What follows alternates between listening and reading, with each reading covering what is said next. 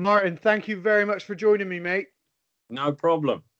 It's this is what I've been thinking about getting you on for a while, just because fishing for me, like most people, is a bit of a passion because it's something I do as like a hobby and stuff. And you've obviously been prominent for years, and since a little boy or younger, I've seen you like as a fisherman. So I'm like, I got to speak to Martin. I got to speak to Martin. And then your like the reflections thing came out, and I was like, oh, I'm messaging him. That's it.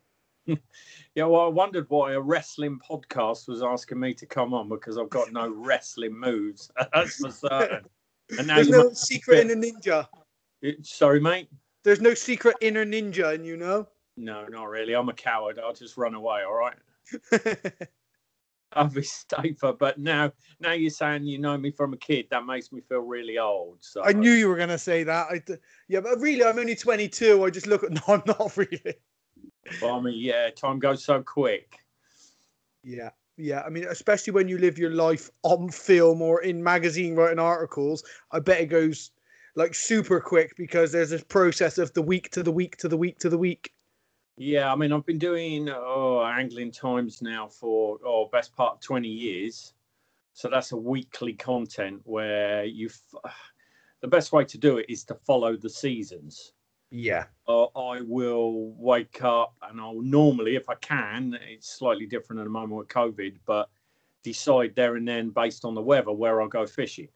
So you see the seasons change and the time goes so quick. All of a sudden there's snowdrops, bluebells, daffodils, bluebells, and then onwards it goes like the years just pass by, you know. But then that's a good thing, isn't it? If you're enjoying yourself, it's going to go quick. So yeah, exactly. When I've been enjoying myself at work, I'm usually being punched in the face. So time passing quickly is a good thing.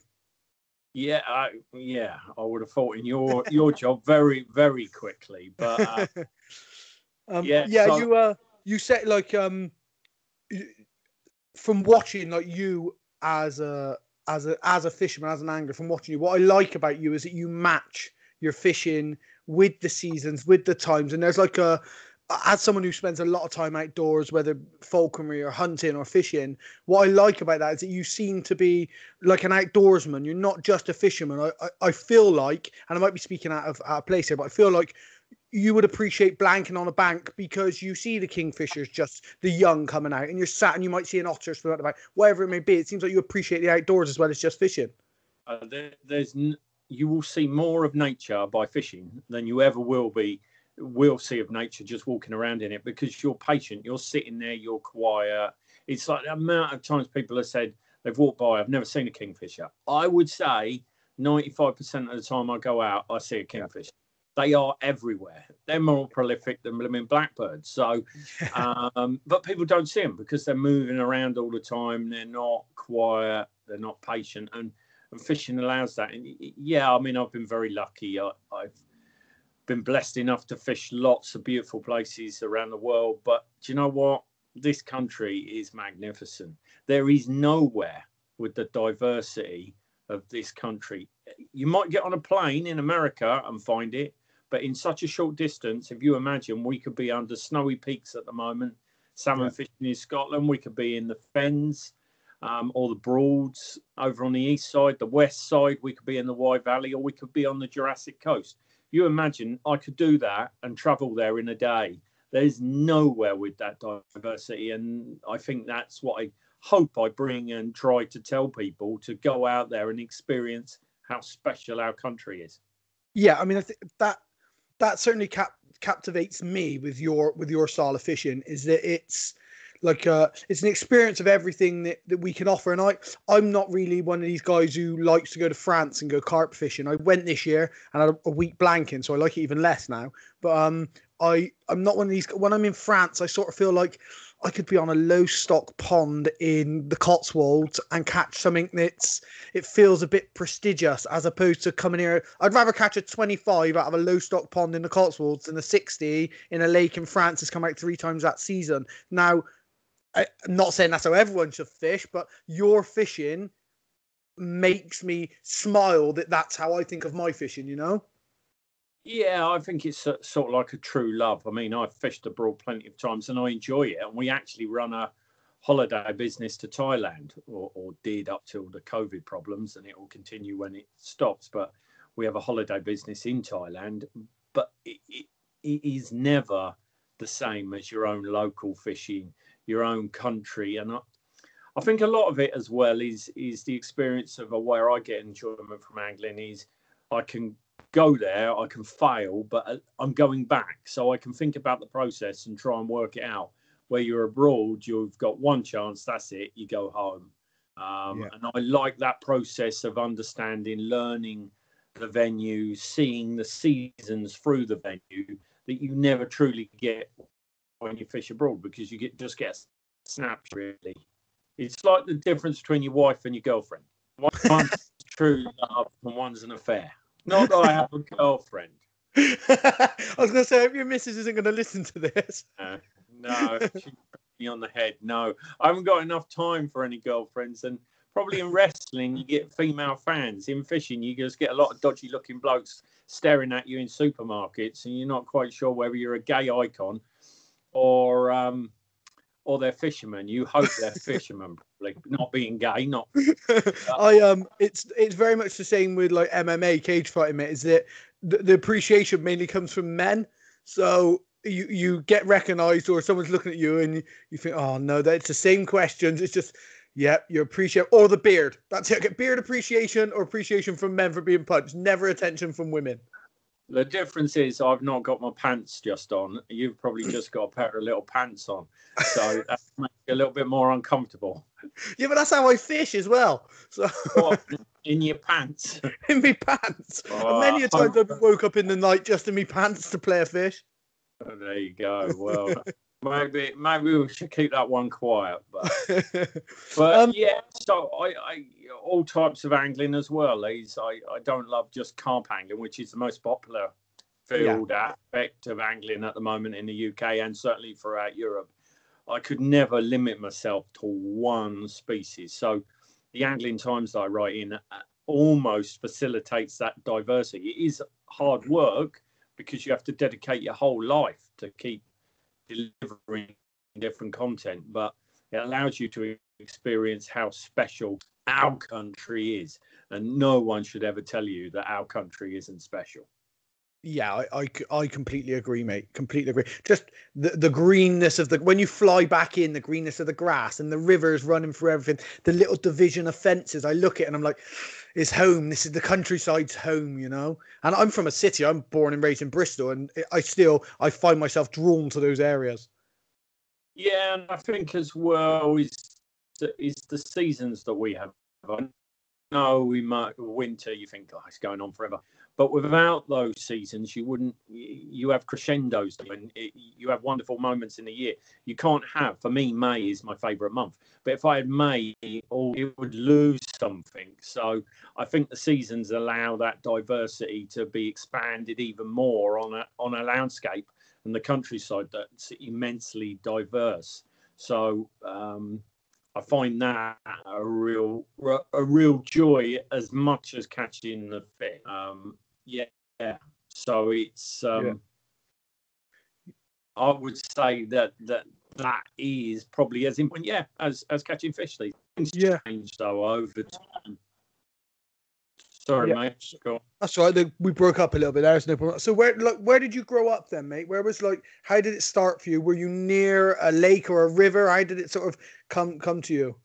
Well, I'm not from the West Country, as maybe my voice would tell you that. I come from, I was born in Luton, and I grew up most of my life in Dunstable, which is really next door to Luton. Very different than this area, that's for certain, on the east side of England. But I had just a passion for anything near water. And I could spend all day with a little net, just wandering up and down as a little kid, just trying to catch sticklebacks or minnows, just all day. I mean, literally all day. So I guess I was always going to be an angler. And then in my family, there's a very strong tradition of angling. My granddad did a lot of fishing, and he took a a very famous person in my family, probably a much more famous angler than I am, a guy called John Wilson. Yeah. He was my second cousin, my dad's cousin. And my granddad and my grandma used to take him fishing on the River Lee. So I guess from that, I could see that John at the time, he was big on Anglia TV, ITV. I think later it moved to Channel 4 with his fishing show, Go Fishing. So as a kid growing up, I used to go on summer holidays to John's Lake. And that sort of like spurred something else on. But I would say I became an angler outside of sort of like John. It was just in me, really. I can remember going down the canal. Even to today, I can remember my first ever bite on a float. It was a 2BB onion float. And it sunk away on the Grand Canal. And there was a gudgeon on it. And they're the best of moments. So that really started my fishing. I moved on to then trying to catch carp out of the canal, and I'd have to cycle down there, and it was a fair old cycle, a couple of hours, but I was so addicted to it as a little kid. I'd cycle down there, I'd put a bit of sweet corn out. I'd had an old split cane rod. I don't know whether you remember or have heard of split cane rod. Yeah, I do. A gold hook, bit of sweet corn, flick it out, and then if I was really lucky, some point in the day, it'd get dragged up the towpath, and I'd go chasing after it and catch. It was tiny, little commons, like 2, 3, 4 pounds. But that then cemented wanting to catch bigger fish. So in my teenage years, I looked to try and catch larger fish. Where I lived, there was they were the only places, the lakes were the only places where you could catch catfish. We had a place called Tiddenfoot, so I used to try and catch them at night, but literally sitting on a deck chair all night. It used to be freezing cold, no bed chairs, no bivvies, nothing. Eventually I caught catfish, and then, you know, it all sort of like snowballed. I wanted to catch bigger and bigger and bigger fish, and I was lucky to catch quite a few. And then from there, I sort of like did a couple of talks, a little bit of writing in monthly magazines that are no longer here. I caught a couple of British records, and then that gave me a chance with sponsors. And one company that I still work for to today, which is Drennan's, ESP. And I've worked for Peter for many years, Peter Drennan. And then the magazine started, and I was writing in Angling Times once a month. And then the other guys who were writing once a month fell by the wayside, and they offered me a weekly column. So your writing is obviously a huge part of your fishing.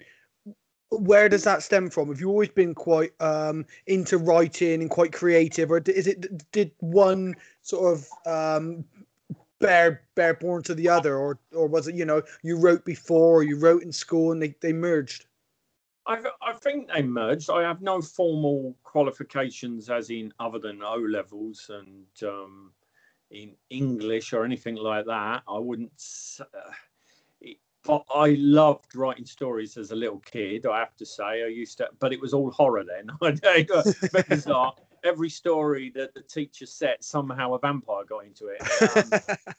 I think they sort of like had to have words with my mum. They thought I had sort of like issues. Everything was blood, guts, and horror. But I loved writing stories. I'd write pages and pages and pages, but that was completely separate to fishing. But then somewhere down the line, the two merged. I don't even know whether I have any great talent for writing. There are certainly better writers, but if you convey your passion and try and get it over and your enthusiasm, it seems to work. Likewise, photography, because a massive part of my job is I supply all the pictures for my articles. I don't have a photographer. Many people think I have a photographer wandering around with me. 90% of the photos that anyone would ever see that I've taken are self-timed. Wow. So that means a huge amount of work, setting it up on a tripod, running into position. So yeah, if you ever see a lunatic running up and down the bank, taking photos of himself, that might be me. So you learn with photography, and you have to. even back when I started with Angling Times, you needed to supply the photos. And like I'm sure in your job, in your hobbies, if you're into it, you find it much easier to pick it up because you're keen to learn. Yeah, exactly. That's the thing is I mean, I've fished since I was 4 years old. It's been the thing that I've done longest. And then obviously having birds of prey. Birds of prey is probably my biggest passion, but it's very seasonal as well. So I fish more than I fly birds of prey. But no one in my family at all ever has flown a bird of prey bar me. So it's weird that I found that route and I got drawn into it. But as we're fishing, everyone seems to fish. Like my stepdad fished, my dad fished, only here and there. My stepdad was a huge fisherman. We used to do a bit of long line in, and then we'd go out, we'd catch mackerel just to go out the next night and go out for conger or cod. We'd be down Lady Bay. Like, you know, at 6 years old, 7 years old, I was sat at Lady Bay midnight, freezing cold in the rain when my mates are tucked up in bed because they got school the next day. It was just, you know, one of those things. So fishing is sort of in me. And people say to me, I don't know how you can do it. It's because you've not caught a fish, right? I think every single person on the planet, when they feel a fish on the end of a rod, will appreciate what fishing is. Whether they go again or not, they'll remember that time they caught that fish on that rod. And I think that you convey your experiences in the moment, whether that's the 700th barbel you've ever caught, whether it's a roach that you've caught hundreds or millions of, you know, I think you convey the moment of where you are really well. And like, I'm writing a book at the moment. I have no academic qualifications and I'm writing a book just from passion. And I feel like the way that you write is exactly how I want to read, if that makes sense. I don't want to read with all the right adjectives, and I don't want to read I want to read, I can imagine this in Martin's voice, and I can, you know, I'm the story. I become the character when I read your work, which I love. Well, it's kind of used to say, and yeah, no, that's what I try and do. I always think when I was a little kid, when I read a story, what would get me excited, and I hope somewhere at some time when I'm writing my article that one kid reads it, and that's what I always have in my mind as I'm writing it. The one kid will see, blimey, I want to do that, and then he'll have that amazing journey if he picks it up or she picks it up. They'll have that amazing journey that I've had, because I truly have had an amazing journey, not just through angling, but through the countryside. Seeing so much, so privileged to see stuff that most people have never seen, let alone all the fish I've seen on the bank. And it's getting that over. And I think as well, most people, there's a primeval instinct to, it's not politically correct these days to say hunt so much, but there is a hunting instinct in us, and I'm not ashamed to portray that, show that, encourage that. I think it's good for people to get outside. Look at the moment, in this crazy world, there's nothing more safer than going fishing, you know. And seen a huge uptick in when we finished lockdown 1, fishing went crazy. So many people started fishing because I think they realised that sitting there at home playing with them with their Game Boys or whatever it is, this is pretty boring. And hopefully we've seen sort of like maybe COVID, there's always a positive to everything, or you've got to find a positive. Maybe fishing will come back to the fore because we have been losing numbers in our sport, and people will realise it's good to get outside, even when you're cold, even when there's nothing better than being outside when you're cold and it's chilly and you see the world sort of like struggling, but there's something primeval about that. And it makes it even better when you come back inside because you appreciate the luxuries you have. Yeah. And I think people like the meditative side of it, you know, like when you're sitting by a bank waiting for your rod to scream, your float to go under, whatever it is, there's a time when you either process the issues that you were having, the mental stresses, or you forget them. And I think that either one of them is really meditative. So I think the fishing's under a lot of scrutiny as well right now on social media because it's allowed. So it's coming under comparison a lot with other sports that aren't allowed, which, you know, rightly or wrongly, it's not up for me to justify why fishing is allowed or why it's not. But I think the bit that people misunderstand is how positive it is on the mental well-being of so many people for so many reasons. Like you said, being outside, just being alone, the meditative state, concentrating on something else. And then the next minute, you're not focused on a Game Boy or on a computer screen with the BBC News telling you how bad the world is in the background. You're actually out in the world, and for a moment, you think, this is actually all right. Yeah, you can appreciate that the world is a good place to be. It's like we always try to drag it down. You watch the news and you're constantly thinking, God, it's terrible, it's terrible, it's terrible. You go out and sit by a river on your own. It's great. And I think as well, it is dominated as a male sport. And I think it's very good fishing has been during this lockdown period to get people outside, away from sort of like any clashes or constantly on top of each other with your wife. And I think that's been very good for the male population. Not all of the male population want to wear Lycra and go cycling. Some want to go fishing. So it's been great. But as well, females, we seem to be getting more women in the sport, which is wonderful. I think social media has encouraged that.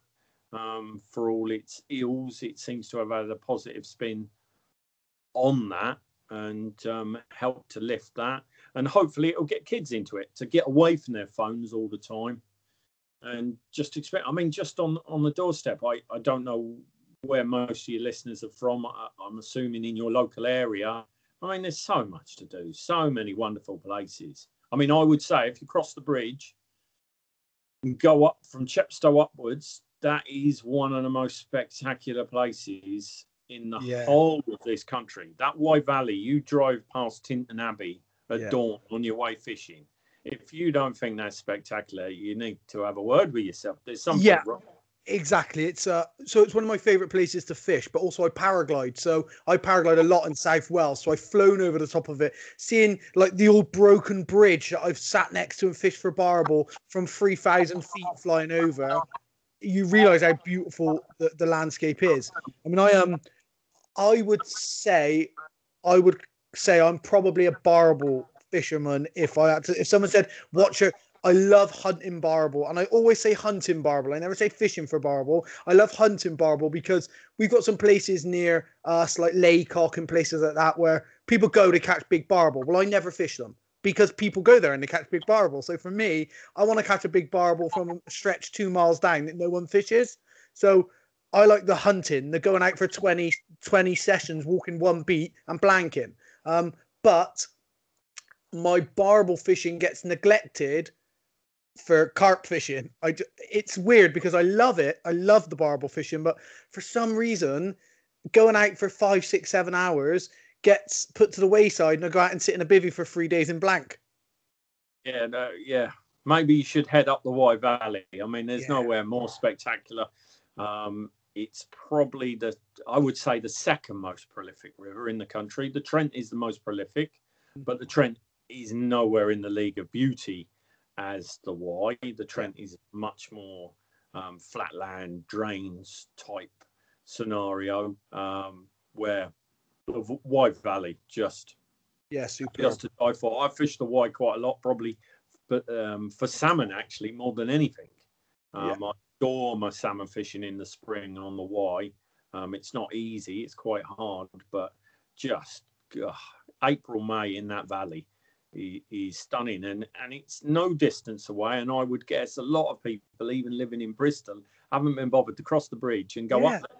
Yeah, and also day ticket. Like, get to that little pub in Simmons Yacht and by the Waterfall Weir place there. Get there, buy a day ticket, fish Simmons Yacht east or west. You don't have to pay a big £25 a day ticket. You can go and get a little day ticket and get out at Simmons Yacht, and you can catch up. You've got a good chance of a double figure barbel there, Yeah, and there's Wye and Us Foundation. They do tickets. Yeah. There's quite a few clubs that do tickets. It's true wild fishing. The size of the barbel aren't massive on a national scale, but that's made up for by where you'll be catching them and probably how many you'll catch. There's a lot of them. For anyone going up there, it's fish very basic, very simple, quite stout, strong gear, minimum 12-pound line, 1 3/4, 2-pound test curve rod. And bizarrely, one of the best ways I find of catching them is how they fish on a carp lake with a method feeder. Okay, yeah, I'm the same. I like a method feeder for barbel. Fish and method feeder, but a very, very, very tacky mix. So it can't, the barbel have to knock it off, not the flow. Mm. And that'll force them up onto it, and your rod tip will start knocking, and then all of a sudden, The old 3 foot twitch. There's yeah, no, there's no, people think a bite's a bite's a bite until you have a barbel flicking that rod tip around. There's nothing like it. No alarms or anything either. You're sat watching, or all of a sudden that rod tip goes. Yeah, there's nothing. And in a strong current, an 8 pound barbel will shock you if you've not caught a barbel. An 8 pound barbel will shock you in a decent current on the Y for sure. yeah, they fight really hard. It's stunning surroundings. You can take someone there and introduce them to fishing, and they will be hooked. I took actually my she has fished before, but my stepdaughter, Natalie, she came as part of Take a Friend Fishing. Mm-hmm. So you could actually fish for free, where you got your rod license for free. You could take someone for the day, and I took her up there, and you know what? I think she really enjoyed herself playing barbel. She'd never caught one before. She weren't in a rush to leave. We put the old gas on, cooked sausage sandwiches, then caught a barbel, ate a bit more, caught some more barbel, and that's what it's all about. It's not always about enduring it and having to catch the biggest of fish. I love catching huge fish, but equally, sometimes it's just nice to go on an adventure. And the Wye Valley is perfect for that, and it's right next door to us. Yeah, exactly. So I am going to talk about your massive fish because you are a big fish fisherman. But when you go out and make these articles, you could be going out for roach or perch or anything. Do you go out specifically with a target species in mind most of the time, or if you're going out, say, for perch, are you also thinking, right, it's a bit quiet on the predatory fish, I'll put a little waggler out and maybe see if I can have some roach on a red maggot or something? I find a lot of times if you split your attention, you end up catching very little. Mm-hmm. So normally I'll go out with a purpose of a single fish. I'll decide what I'm fishing for and how I'm fishing, dictated solely by the weather, not by me or the time of the year. I'll let nature control that, and I'll just try and work with her. Because if you're going to blank a lot, you'll start to try and fight her and go to the wrong venues at the wrong time. If you follow the species with the season, there's always something on. There's always something willing to feed. So that's how I'll do it. But I have an added complication that because of the content that I need to supply, which is massive. I mean, in the past, because I write in European magazines as well. Yeah. So I'm still probably heading towards 100 articles a year. 100 articles a year. So that's different fish, plus supplying your sponsors material, plus supplying social media, because all the pictures on social media, I cannot publish them on social media before the magazine has them. The Angling Times, that would just be wrong because I work for the Angling Times. So you've got to constantly have the diversity. So if you imagine we've gone to the Wye, we've caught some barbel, I can't go back there the next day and do that again. I've got to find something else. So it probably helps that there's a huge amount of diversity in this country, but it also sort of, you can never quite, you crack the code, you start catching, and I have to leave it because I've got to move on to the next. So while I do follow the seasons and I try and adapt, I'm constantly hoping the weather will change. So say, for example, at the moment, if we've got low, clear, cold water in winter, then you might think to yourself, oh, chub or grayling. And then as soon as the southwesterly front comes in and it starts pouring with rain, then I'll start thinking the rivers are flooded. I've got barbel fishing. Yeah. And keep moving on like that. And by doing that, you can continuously, it looks miraculous, the amount of big fish that you keep putting up, but that's the secret. Yeah. You know? And so it's not being dictated to what your next article should be. It's literally, my last article was this, the one before that was this. So let's do this if the weather allows me. Yeah, I'm very fortunate with not only the magazine that I work for, but my sponsors. I've sort of like made my name as an all-rounder. So I'm not, say, a carp angler, and that's all I do. So they leave it to me. I wouldn't allow them to dictate it, and they never do, which is very good of them. They know that I know what's best. Mm-hmm. So I know what job I've got to do. I know I've got to deliver diversity. So I'm sure my editor would ring me up if, say, 4 weeks on the trot, I supplied cod in the Bristol Channel. Yeah. He'd have one, and then he'd say, well, what's going on? But I wouldn't do that. I know my job. But what I can't have, and they know this, is someone in an office saying, right, today you must go and catch her, because it just doesn't work like that. Yeah. They trust in me, I trust in them, and that's the best way. I'm like out there doing my own thing, and sometimes it's not working every day. I mean, I'm not fish. I don't generally fish weekends, and I'm probably out 3 to 4 times a week in the week. They might be short sessions or a couple of longer sessions, but you're poking and prodding really. I might go out and go, that's not quite working, and right, change tact and do another species, change tack again, and try and get the material by hook or by crook by the end of the week. But also you've got to remember, I need the photography. That makes it another level, because all the scenic shots are better. Say at the moment, I can see out the window, it's very bright, it's nice. Everywhere will sing in the photos with the light. Yeah. So I take photos on a dull day, and for magazine work, they just don't sing off the pages. So I'm thinking, right, today maybe I'll go and get the scenic, and tomorrow go back when it's overcast, better fishing conditions, and try and catch the fish to go with it. But he is one that I still struggle with today. So you're perch fishing in the winter. Normally, big perch start to feed after 3 o'clock in the afternoon. There's those light levels, and when it just starts to drop, they'll start to feed. So I catch a big perch, and it's 15 minutes before the sun's gonna set. Now I know if I cast out, I'll catch another one, right? Because normally they're in shoals, but I've got to make a call.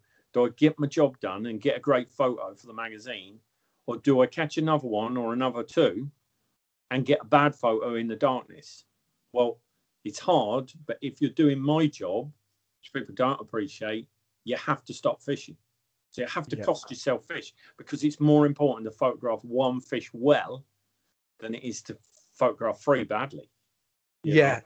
It's interesting, because for all the world to see, you're a fisherman through and through, and your job is that you go fishing and then you write about your experiences, but you are very much a photographer, an editor. So all of that being in your mind, when people read those articles, I guess you just don't think of it, like we've all taken a really nice photo and we've adjusted it here and there, but you have to take really nice photos. There's no, well, this one could scrape in. So that when you're heading out to say, well, I'm going to go out and have a nice day's fishing today, you're also thinking, oh, really though, with the way this is looking, I need to catch one early on because it's going to go a bit grey and rainy. Which is really interesting. It's so much thought has to go into the job. I'm always looking at the weather, and if I think, right, it's bright at the moment, it'll get overcast this afternoon, right, I need to get the scenics and the rig shots done now. I need to get them. I've got a small window, and you have to think like that, because you won't deliver the content. It's people put fishing down to luck. If they trust in luck, they'll fail. Yeah, you'll get lucky once, but you'll fail in the long term. So never trust in luck. She'll always betray you. Yeah. Right? So I'm very on that front. I'm very strategic in that. I check the weather. I think, right, it's bright at the moment, I'll get that done. And sometimes you have to shoot all the photos and you haven't got the catch photo to finish the article. You've done all the scenics and the tackle shot because you have to, assuming that you might catch at dusk, and then you don't catch. So all that work was wasted. It's not like being a bricklayer. I don't go to work and I say, I'm going to lay X amount of bricks if I do this work. I can go to work and completely fail, spend money on bait, driving, getting there, getting everything prepared, and come home and I've just got nothing. And you've done everything right. There's nothing you've done wrong. Yeah. But I wouldn't want anyone to feel sympathy for me, because as well as there's a struggle, and there has to be a struggle for fishing, angling to exist and be something to enjoy, I get wonderful moments as well, and wonderful opportunities. So, Yeah, I but mean, it's not quite what you think. Yeah, I mean, look, I envy what you do, but I wouldn't want to do it if that makes sense. Not that I feel like it would necessarily subdue my passion or kill my passion, but I've been on like a 5 or 6 day blanking spree, and there's like a pressure of wanting to catch a fish, and you end up in the end, like resenting certain aspects, or you might have a tench right at the end. You're like, fucking and you don't appreciate it. So I think for you to still, I mean, if you're out trying to catch a certain species because of this, and you catch something you've already handled, that was useless. I mean, I'm sure there's a pressure that comes with that. Is that taken anything away over the years, or does it just, that's part of your job now? Like, when a plasterer drops plaster on the floor, that's just part of plastering, I guess, Yeah, some people would hate the pressure, and a lot of people who have tried to write weekly columns have fallen away within 1 or 2 years, and I understand why. But if you're a creative person and you like portraying that side of your sport, then I get as much of a buzz, not only in the fish, it's when I get home and I look at the photos and I go, God, they're going to look really good, and I've got a really good story. But most people are very surprised. For example, a friend of yours, Kieran at Premier Angling. Yeah. I've been out, and a couple of times I've gone and done features with him, and I think he will tell you he is shocked how much work has to be done. Oh, he's told me, about fishing for ray and stuff with the line dropping over. Like when he was explaining to me the work that went into that, like that fishing with you, it did shock me that the amount of work that goes in. Well, as soon as I need to say, if I go with someone, we fish, and I always say to them, right, our first aim is to catch a fish, and then our second aim is to both catch a fish. So if I catch a fish and I've got someone else there, I just stop fishing, because I've already got my bit of the article. So I need to focus on getting the photos of them doing it. And with all respect, I will get the good photo, and probably they won't. So I can't just hand them a camera and hope. So I need to be ready with the camera when they're bent into a fish to get that. So my fishing time is quite small, but I'm conscious that I have to catch to link the story together, because it doesn't really work if I go fishing with Kieran and we both haven't caught. I need to be able to build a story. It can work if only I catch, because I can demonstrate that he's an expert and they put me onto the fish. Yes. It doesn't really work the other way around. So I've got two things going on. I've got to make sure they're delivering what I need from them. I need to make sure I catch a fish. When my fish come in, I'm like, wow, that's a relief. Right now, let's focus on getting the rest of the material. And before you know it, a day's gone. I mean, it's just gone. And I guess you're making material where other people maybe wouldn't. You're foreseeing there may be a blank on the cards for Kieran, so there won't. There's definitely not going to be a blank of him casting or doing this, and you're thinking, right, let's preempt the fact there might be a blank. Can I get a really nice picture of him casting, which would make a good bit for the article? Or less, you're seeing bits that other fishermen probably aren't. Yeah, I mean, we went off and did one on undulate rays, and I caught one. Kieran didn't. Now, that's nothing against Kieran's skills, because but it's nice to put it in there. It's nice to put it in that he blanked. Well, yeah. He's always blanking, but we won't talk about that. But the point was, he had taken me there. He was the expert, and I'm constantly trying to think as that fish comes in, and you imagine the pressure. He's leaning over the rocks, like trying to get it in. The waves are lapping. If that hook pulls out, the whole feature is gone. We haven't got a feature. That's not happening. Because what can I do? What can I write about? Yeah. But then I'm constantly thinking, right, how can I build the story? So what angle can I come from here? And that's what you've got to do. So in a way, a lot of people go fishing, and if something happens, they might write a story about it. Mine is I'm going fishing and trying to create a story on purpose. Yeah. Everyone knows my job. All my friends who know my job, none of them would want my job, but I love my job, so it's not a problem, and I adore it. But I think you have to have a certain mindset where you get as much of a buzz from creating your stories, your articles, as catching the fish itself. Yeah. Portraying angling. Yeah. Have you? So I think this would detract from what you do, but have you not?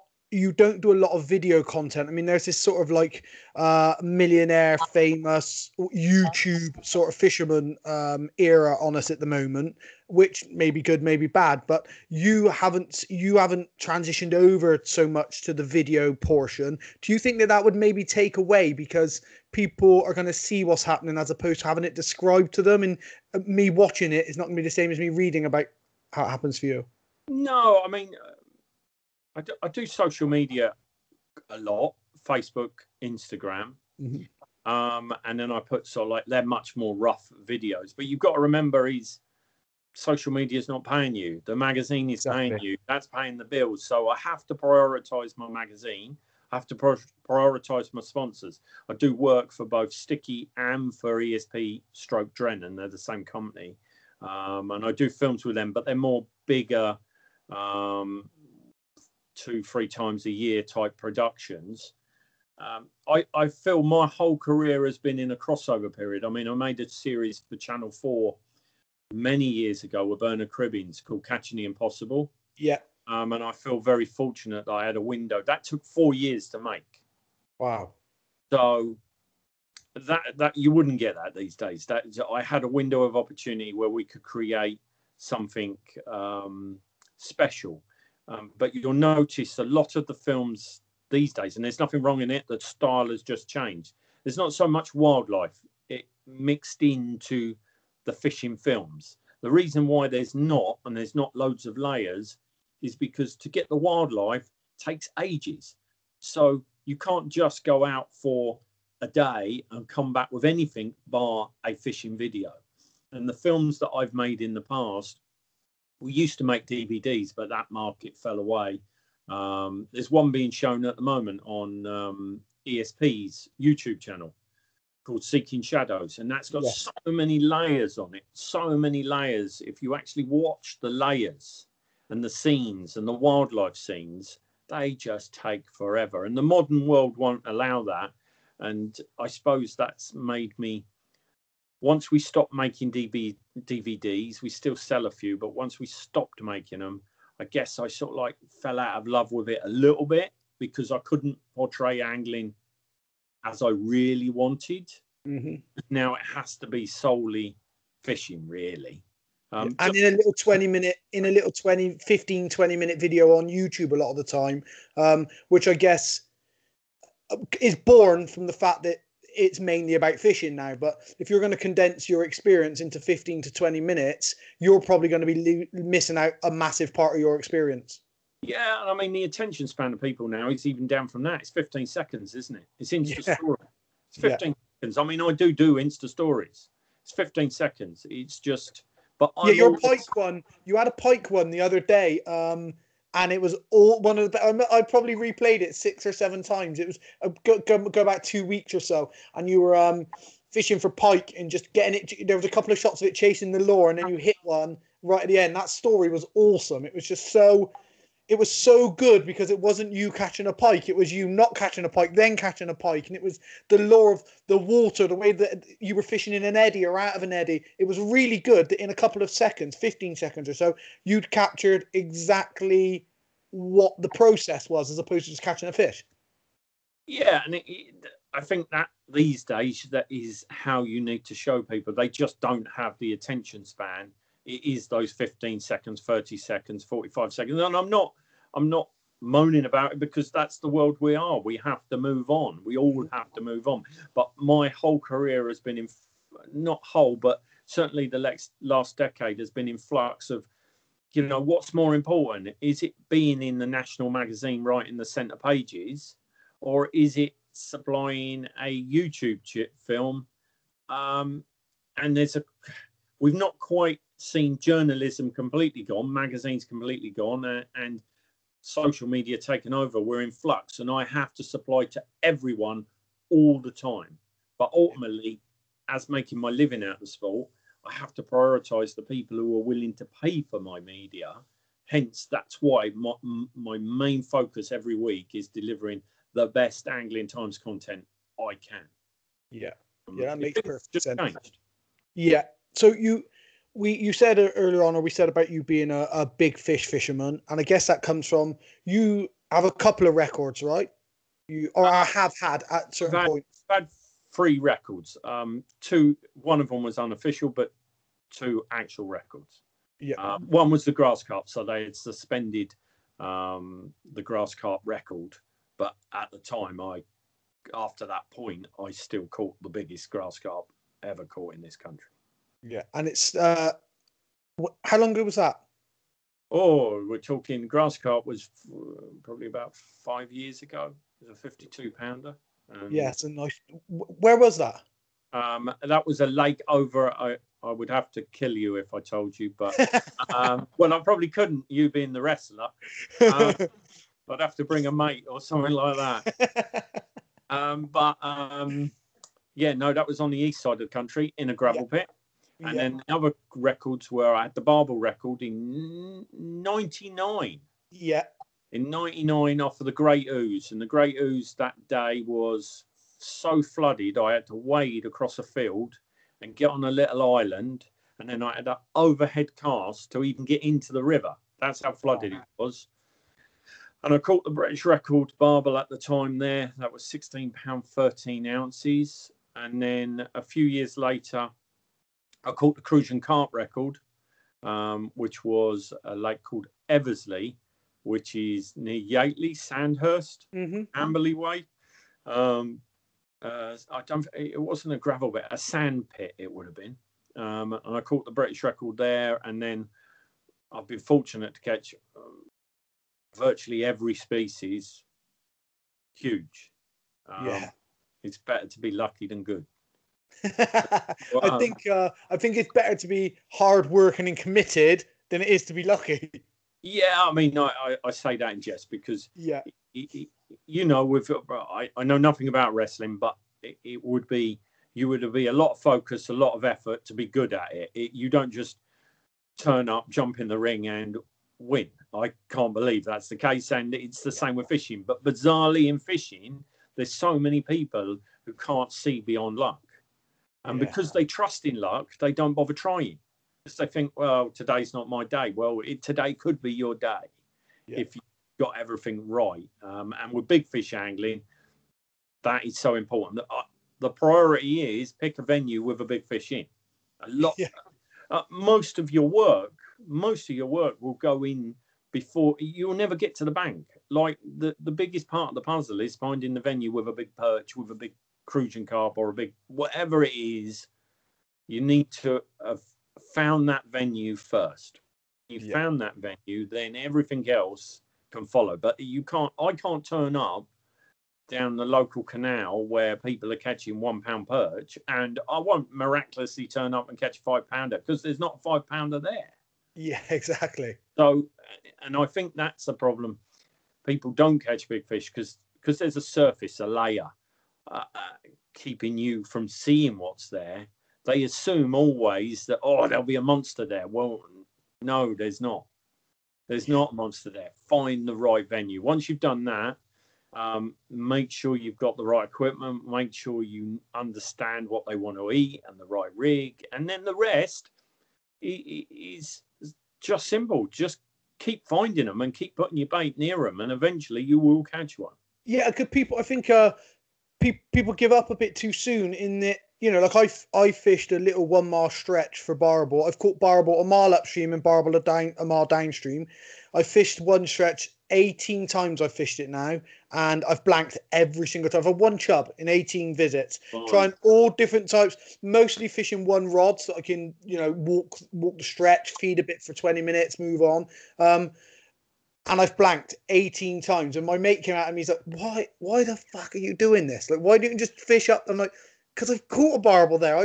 There can't not be barbel in between. It looks barbely.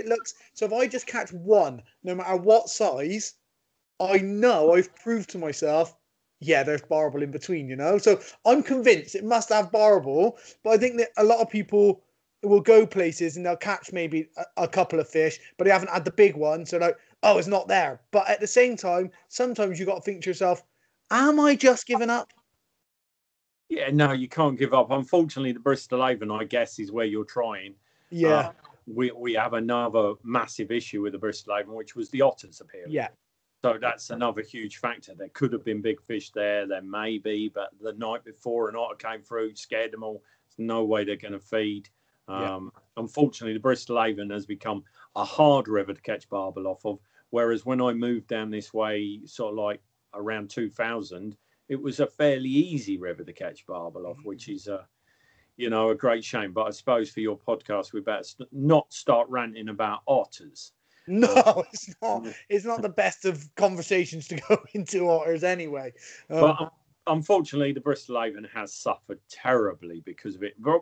One of the worst rivers to be affected by it in the whole country, which is a great shame, Yeah, but I mean, there are still some really nice barbel about. You have to work for them, but there are some really nice barbel still in the Avon, and I think they are coming back slightly. So fingers crossed. Yeah, fingers crossed. So the modern fishing is primarily now focused around, I would say, maybe unfairly, I would say, carp fishing, sort of the big draw. Do you do much, and do you even enjoy much of the modern carp fishing? Oh yeah, I love carp fishing. I mean, where my sort of like real big fish angling came from was in Bedfordshire. Fishing all the pits around there was from being a carp angler or trying to be a carp angler. Yeah, I adore it. And in the market I'm in as a sponsored angler, if you're not known in the carp market, really, you'd struggle. Even though I'm an all-rounder, you have to be known and you have to be catching carp on a fairly regular basis, because that would dominate carp, as in people fishing with a pole catching commercial small carp, and carp anglers with bite alarms catching big carp. That would be 75% of the whole market.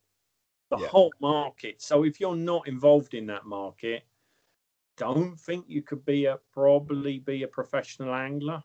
So yeah, I carp fish loads and I still adore it, but I couldn't do it just on its own and nothing else. I would be bored out of my mind. But people overcomplicate carp fishing. That was going to be one of my questions next was, do you think that it's become too complicated? You get people like Jim Shelley who, he like his rig and everything. He's like, this is it. This is what I use. Bosh. That's what I do. And I think you get other people who are, there's 300 different types of rigs with 700 different types of presentation. So my next question was going to be, do you think it's overcomplicated? Oh yeah, people remember, it's almost driven out of the trade to want to sell more gadgets, widgets, and like that. But I fish with some of the best anglers, carp anglers in the country. It is basic. It is basic. It is a sharp hook, a rig that doesn't tangle. Just stick to one or two rigs, a pop-up rig and a bottom rig. That's all you need. Your main, you mentioned someone like Jim Shelley, but all the other big name sole carp anglers, their main focus, I guarantee you, will be working really hard to make sure they're on the fish all the time. It is not trying to design the latest rig. It is just get on the fish, get on the fish, get on the fish at all costs. If you have to move, move. And that's it. There's no great magic to it. But people, again, we go back to people are believing in luck. And once you do that, you just sit there and think, well, that fish will swim by. Well, no, it won't. It's moved. It's not there. You have to move. No creature other than humans does something not for a reason. They follow the wind. They'll follow the sun. They'll follow whatever it may be, but they're doing it for a reason. And you once you understand that, and you understand you have to keep on the fish, a basic rig, a good bait, and you'll catch more than your fair share. I bet you, if you looked at all the top carp anglers' rigs, you'd go, well, there's nothing there. It's simple. You never see any angler do a double somersault before he casts, and you think, I can't do that. There's nothing complicated. Yeah. We just want to believe there is something complicated in it. If you don't catch, normally it's your fault. If you can find the fish and you don't catch, well, that's your fault. Sometimes on very busy venues nowadays, like Linear and places like this, you're stuck. You can't move. Yeah. So you may well blank. But if you're free to move around the lake and you fail, the reason you was your fault. Yeah, I mean, people say, I hear it a lot, like I fish a lot of sticky baits and I make my own bait, primarily hook baits and stuff. But I hear people say, oh, but this has got so-and-so attractors and this got so-and-so. I'm like, if you're fishing in 30 acres of water, there's no attractor in the world who's drawing the fish in from the other side of the lake. That will attract the fish if they're passing by or may stop them and hold them in the swim. But you have to, if the fish are in your swim, they're going to eat whatever bait is there. They're known, carp are known for being pigs. Just make sure you have good presentation and bait in your swim. But getting them in the swim is more about you going to the fish than it is the fish coming to you. Yeah, go and find the fish. I think with bait, have a good bait. There are some very good baits on the market, but I'm not chopping and changing all the time. I work for sticky baits, so I'll say that before anyone thinks that I'm not disclosing that. But for 95% of my carp fishing, I've got the krill on. Yeah. I've got the krill on out of a bag, the same as you or anyone going into the tackle shop can buy. I don't get special super bait sent to me. There's not some secret clan that has bait that no one else can. Mine is out of a bag. And yeah, 95% of my fishing is the krill. And that's it. But anyone can get that. It's not. Yeah. I mean, you can walk in a tackle shop these days and you can buy ready-made rigs. And do you know what? Another thing to admit, I work for ESP. A lot of time, I think, I'm just so busy fishing for everything. I just use ready-made rigs from ESP. I'll put a ready-made rig on. I'll get a boilie out of the bag or the tub of sticky. I'll cast it out, and I will just focus on finding a fish. And I seem to catch a few fish, so I think that's the right way of doing it. Don't believe in magic. It doesn't exist. But also, if you're going to spend so much time at home prepping your own homemade rigs, testing buoyancy in a bit of water and stuff, why would that all go out the window? Because you've set up at the only swim that hasn't got water in it, or there's no mud around it, or you couldn't be bothered to go to the other end of the lake. Like, you've put in so much anticipation to go for the only time you can fish this week because of work. Why would you then, once you get to the lake, undo all that hard work because you didn't walk around for an hour? That's just the way it is. People like to get their tent up first. They're camping. But I don't want this to seem that I wouldn't think that some anglers want to camp. And there's nothing wrong in that. I would stress that, though. There's nothing wrong in camping. That you get there, you've got your latest bivvy, your latest bed chair, you got your bivvy table. Bivvy table. You put your TV on, you settle down, barbecue goes on. I don't fish like that. If I'm not catching, I'm looking to move or I'm thinking about moving. So I'm certainly not setting up like a whole mobile home in my bivvy. Yeah. But there is nothing wrong in that. Angling is many things to many people. So although I'm stressing for people who want to catch, just don't get confused. Fish very basic. You can buy brilliant stuff nowadays. Stick to that. As much if you get your buzz from you've got a bit of space away from work, you set up the big old tent, you lay back, you crack open a can of beer, and you just can't be asked to do anything else. And if it goes off, great, and if it don't, great, wonderful. You've enjoyed yourself as much as probably me, the madman, running around sweating buckets, right, and catching one fish. It is what it means to you. Exactly. I think that's important for people to realise. And no one cares what you catch, really. We have all this in our mind. If I don't catch it, if I blank, no one cares. And in 5 years' time, no one would be remembered. So enjoy your trip. I personally, it is my job, so I've got to produce, but I can't fish without trying really hard. It's just in me. But I've got a friend, Chris Yates. I don't know if you've heard of him. One of my favourite anglers. His stuff from back in the day, one of my favourite anglers to watch because he's basic, simple, centre pin stuff, and yeah. And Chris isn't that bothered about catching. Yeah. He's not that bothered. And we fish together. in those Sticky Reflections films you mentioned. We fish together. We're very different, but we both gain in a day. I might have caught some fish. Chris might have seen something I haven't, and we pack up, go home, and we've both had a good time. And that's all it is. That's all it is having a wonderful time. Yeah, I feel like Chris's watch moves slower than my watch. He seems to just have this aura about him that he's figured out a time that I haven't figured out yet. He just rides his bike and goes, and like he seems to really be in the moment of every time. And of course, this is talking from a fanboy watching on videos, but he seems like that guy who's just, he's in the moment of the fishing. This is fishing, and this is what happens. What I would tell you with Chris, because he's made like a passion for angling, which is probably the greatest fishing series ever. I agree, yeah. How he is portrayed, how you see him, is exactly how he is. There is no acting. There are some people that it's not quite as it seems. With Chris, it's exactly as it seems. I would guess that there's probably a chance he's not out of bed yet. Because that's just Chris, and he's very relaxed, he's very calming. But how he's found his joy out of angling won't be for everybody. So there's no fixed way. His way is very different to mine, but we both love it. So I think the thing to understand is don't judge your fishing solely by what you catch. That's what I do. I try to catch lots of fish, but that's not the only way to find joy out of it. And Chris is the best example of that in angling.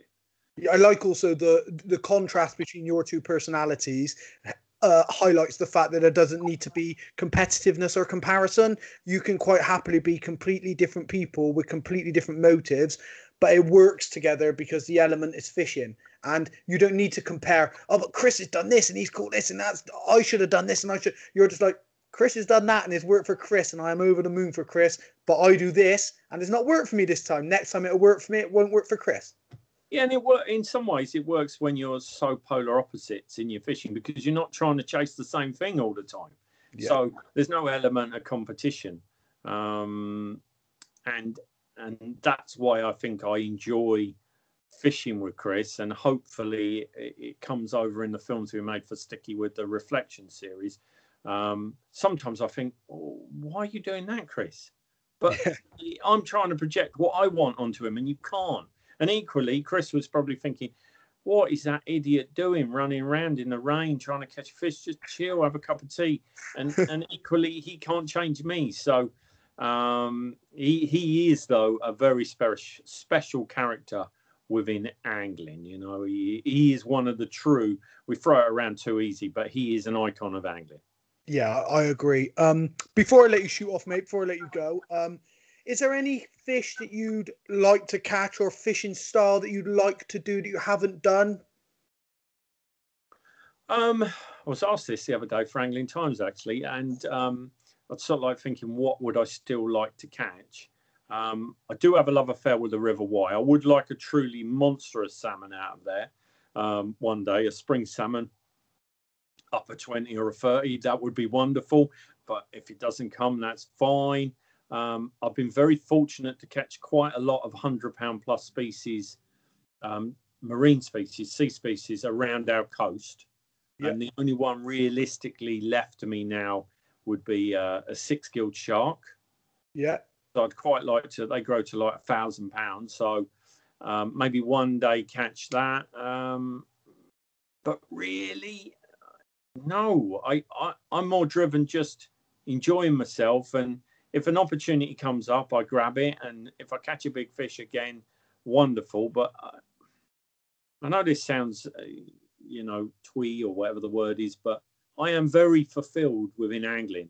I'm not the same as when I was 21 thinking, I've got to have this, I've got to have that. I'm very relaxed. I try my hardest. If it works, it works. If it don't, it don't. And I wouldn't say I have massive ambitions now within angling, other than to just carry on and live the life I've already had. If I can do that again, that's more than enough for me.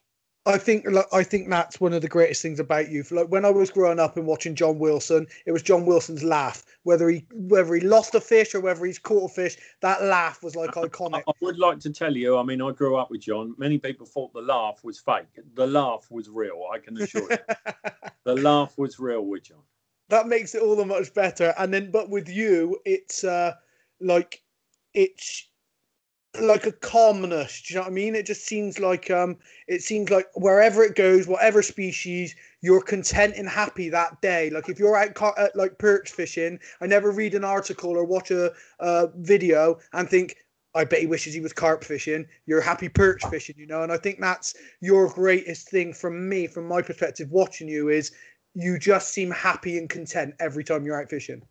That's kind. It's not always the case, but there's so many wonderful things to do. I hope if from this podcast anyone are fishermen and wrestlers, is that they go out and go on an adventure, try something new, because it's not all about one species. They're all great. I love it all, but there's something really rewarding about going to a new venue or a new species.